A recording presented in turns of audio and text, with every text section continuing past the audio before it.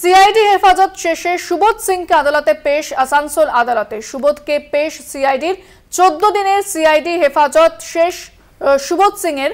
রানীগঞ্জের ডাকাতি কাণ্ডে মূল অভিযুক্ত সুবোধ সিং এবং তাকে আদালতে পেশ করা হয়। সিবিআই হেফাজত শেষ আর সুবোধ সিং এর তাকে আবারও আদালতে পেশ করা হয়। আসানসোল আদালতে সুবোধকে পেশ সিআইডির 14 দিনের সিআইডি হেফাজত শেষ সুবোধ সিং এর।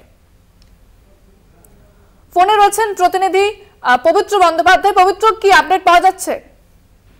দেখো ইন্দ্রাণী, তোমাকে বলে রাখি যে কিছুক্ষণ আগেই শুনানি শেষ হলো, যদিও অর্ডার স্টে করে রেখেছেন বিচারক।